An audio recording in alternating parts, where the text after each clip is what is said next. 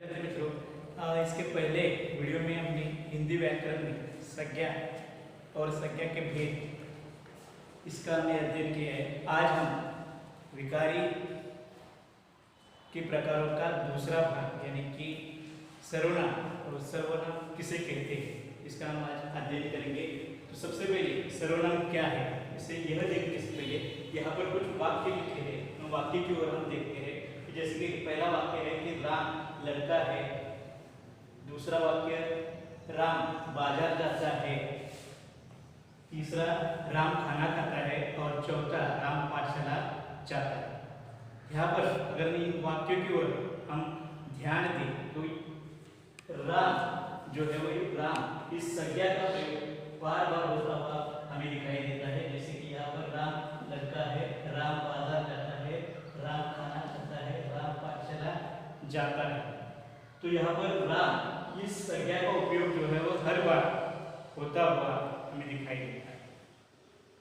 तो सर्वनाम किसे कहते हैं यह देखने के लिए हमें इन वाक्यों की ओर भी ध्यान देना आवश्यक है। जैसे कि यहाँ पर पहला वाक्य है कि वह लड़का है, यानी कि राम इस संज्ञा के बदले हमने शब्द जो है शब्द का दूसरा शब्द लिया है। दूसरा वाक्य वह बाजार जाता है, यहाँ का वाक्य था राम बाजार जाता है, इसके बजाय राम इस संज्ञा के जगह हमने दूसरा शब्द लिया है वह।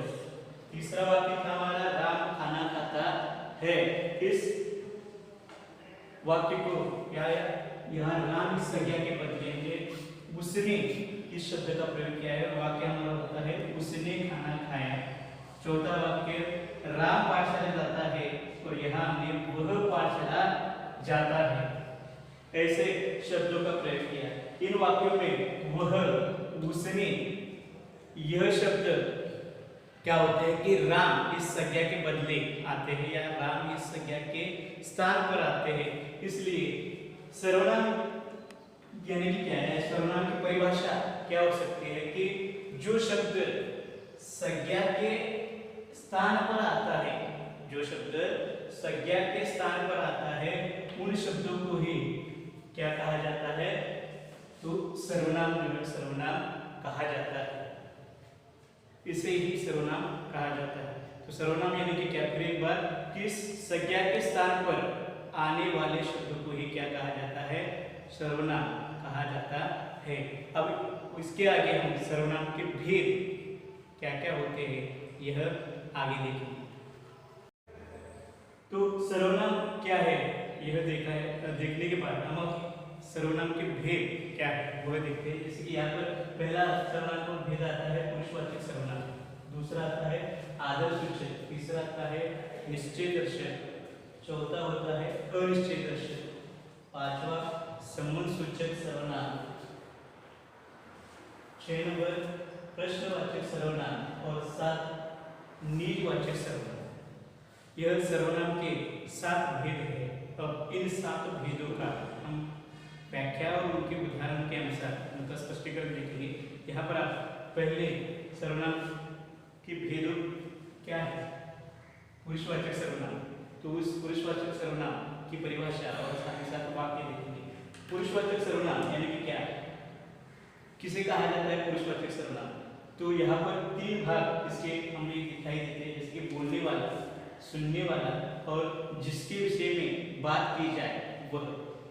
यानी कि पुरुषवाचक सर्वनाम की परिभाषा क्या हो सकती है कि जिस सर्वनाम में बोलने वाला, सुनने वाला और जिसके विषय में बात की जाती है उस या उसके संज्ञा के बदले जिन शब्दों का प्रयोग होता है इन सारे शब्दों को क्या कहा जाता है, पुरुषवाचक सर्वनाम कहा जाता है। जैसे कि बोलने वाला जो होता है वो खुद होता है और खुद के लिए जिन शब्दों का हम प्रयोग करते हैं उन्हें पुरुषवाचक सर्वनाम कहा जाता है। जैसे कि मुझे अगर कहना है कि मैं गाँव जाना चाह रहा हूँ, मैं बाहर जाता हूँ, या मुझे खाना चाहिए, हम खेलने जाएंगे, या हमें खेलने जाना है, ऐसे हम वाक्य जो है वाक्य इसकी तैयार कर सकते हैं। सुनने वाला यानी कि हम जिसके साथ बात कर रहे हैं वह होता है। जैसे कि तू बाहर जाए, तुम यहाँ, तुमको कुछ अकल नहीं है, तुमसे मुझे कुछ कहना है, ऐसे हम सुनने वाले को कह सकते हैं, यानी कि हम जिससे बात कर रहे हैं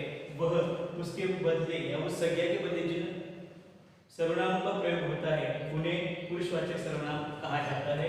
अब इन दोनों को छोड़कर तीसरा जो व्यक्ति होता है उसके या उस संज्ञा के बदले जिन सर्वनामों का उपयोग होता है उन्हें वह भी पुरुषवाचक सर्वनाम होते हैं, जैसे कि वह, वे, यह, ये, उसे, उसने और आदि ऐसे कई आप सर्वनाम जो है सर्वनाम देख सकते हैं।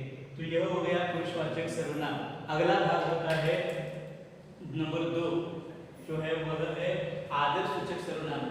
वह क्या होता है वह हम देखेंगे। आदर्शसूचक सर्वनाम।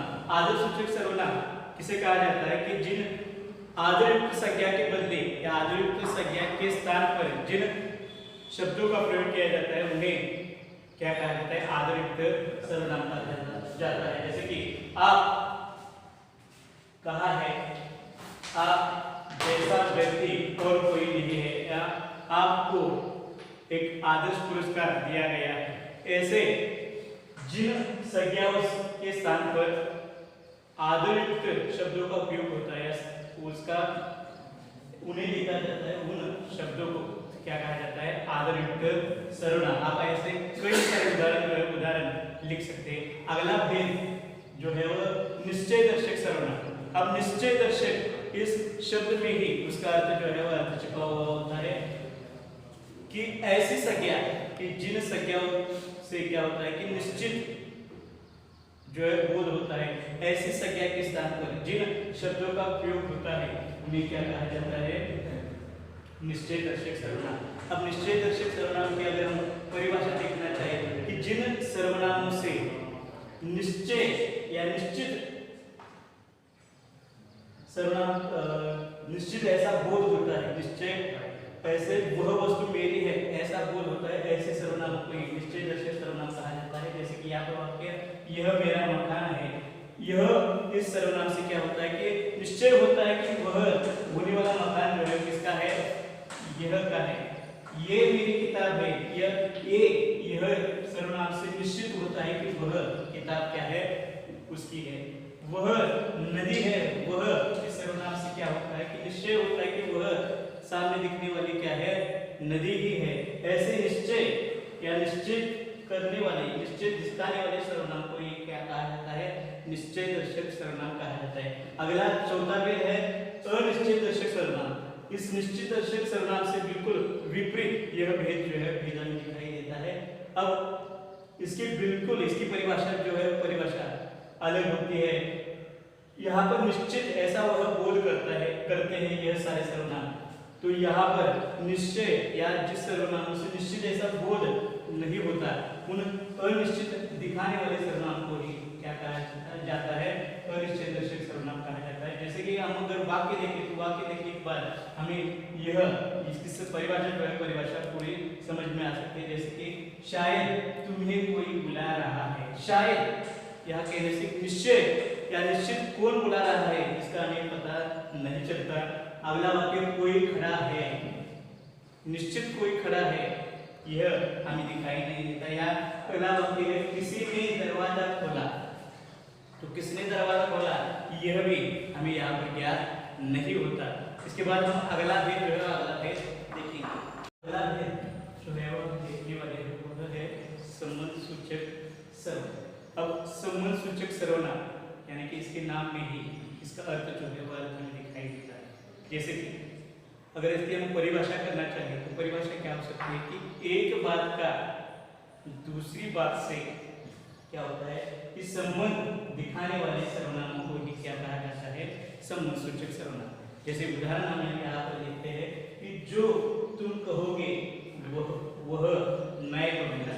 यानी पहला वाक्य है जो तुम कहोगे, इस वाक्य का संबंध जो है संबंध आगे जोड़ने का काम वह यह सर्वनाम करता है, जो यह पहला सर्वनाम और वह यह दूसरा सर्वनाम। इन दोनों का संबंध जो है संबंध एक दूसरे पर निर्भर है। ऐसे सर्वनाम को क्या कहा जाता है, संबंध दर्शक सर्वनाम। दूसरा वाक्य हम लिखते हैं जो करेंगे से पाओगे, जो करोगे सो पाओगे। यहाँ पर जो और से यह दो सर्वनाम जो है एक दूसरे पर निर्भर है, एक दूसरे का संबंध यहाँ पर दिखाते हैं, इसलिए इन्हें संबंध दर्शक सर्वनाम या संबंध सूचक सर्वनाम कहा जाता है।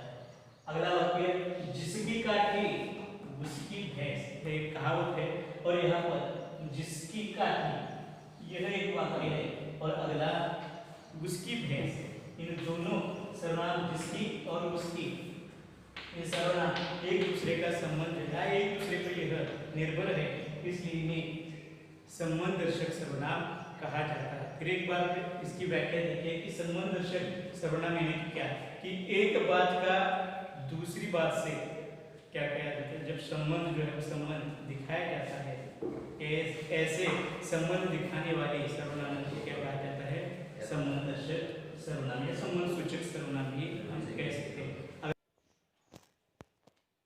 अगला हम भाग देखने वाले हैं, या अगला सर्वनाम का भेद वह है प्रश्नवाचक सर्वनाम।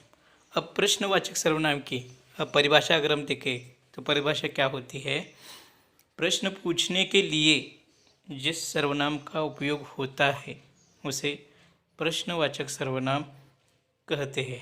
जैसे हम यह उदाहरण के माध्यम से देख सकते हैं कि जैसे पहला उदाहरण यहाँ हमें दिखाई दे रहा है, यह पत्र किसने लिखा है, ऐसा एक उदाहरण है। तो इसमें प्रश्नवाचक सर्वनाम कहा आता है। तो यहाँ पर प्रश्न तैयार करने का काम किसने यह शब्द करता है। जैसे यह पत्र किसने लिखा है, यानी अगर यह शब्द न होता तो यह प्रश्नवाचक या प्रश्न ही तैयार इसका नहीं हो सकता, इसलिए किसने यह क्या है, प्रश्नवाचक सर्वनाम है। उसी प्रकार दूसरा हम वाक्य देखते हैं, यह तुम्हें कौन चाहिए, तो यहाँ पर कौन यह क्या है, प्रश्नवाचक सर्वनाम। अगला वाक्य आप खुद भी बता सकते हैं, आप किससे मिलने आए हैं, तो यहाँ पर कौन सा प्रश्नवाचक सर्वनाम है, तो किससे। अगला हम वाक्य देखते हैं, यहाँ पर यह संदेश किसे देना है, तो यहाँ पर किसे यह क्या है, प्रश्नवाचक सर्वनाम, बिल्कुल सही। अगला वाक्य, तुम्हें क्या चाहिए, ऐसा एक वाक्य है, तो यहाँ पर कौन सा सर्वनाम होगा, प्रश्नवाचक, तो क्या, यह क्या है, प्रश्नवाचक सर्वनाम है। आप इस तरीके के और सारे कई उदाहरण जो है वो उदाहरण कर सकते हैं कि जो प्रश्नवाचक सर्वनाम में आते हो। ऐसा आप सराव करते समय या स्वाध्याय लिखते समय आप कर सकते हैं। अगला हम भेद देखेंगे। अगला भेद हम देखने वाले हैं निजवाचक सर्वनाम। निजवाचक सर्वनाम यानी कि क्या है, कि स्वयं खुद के लिए जिन सर्वनामों का उपयोग होता है उन्हें निजवाचक सर्वनाम कहा जाता है। जैसे कि हम वाक्य के अनुसार इसका स्पष्टीकरण देखते हैं कि मैंने स्वयं उस घटना को देखा, वह अपने आप आता होगा, वे अपने आप चले गए। यहाँ पर अगर पहला वाक्य हम देखें कि मैंने स्वयं उस घटना को देखा, तो किसने देखा, तो स्वयं यानी कि खुद, अपने लिए इस सर्वनाम का प्रयोग हुआ है। अगला वाक्य, वह अपने आप आता होगा। यहाँ पर आप सर्वनाम क्या होता है कि खुद के लिए इसका प्रयोग है, इसलिए इसे भी निजवाचक सर्वनाम कहा जाता है। वे अपने आप चले गए, वो कौन चले गए, कैसे चले गए, तो अपने आप यानी कि खुद के लिए यहाँ पर क्या हुआ है, स्वयं आप, इन सर्वनामों का प्रयोग जो है प्रयोग यहाँ पर हुआ है, इसलिए इन्हें निजवाचक सर्वनाम कहा जाता है। आप यहाँ पर हम रुकते हैं, हमने सर्वनाम और सर्वनामों के भेद क्या होते हैं यहाँ पर देखा है। आप क्या कर सकते हैं, तो स्वाध्याय के रूप में हर एक भेद का जो 2 या 5 का उदाहरण जो है, 5 या 2 उदाहरण आप क्या कर सकते हैं, हर एक भेद का उदाहरण जो है उदाहरण अपनी कॉपी में लिख सकते हैं।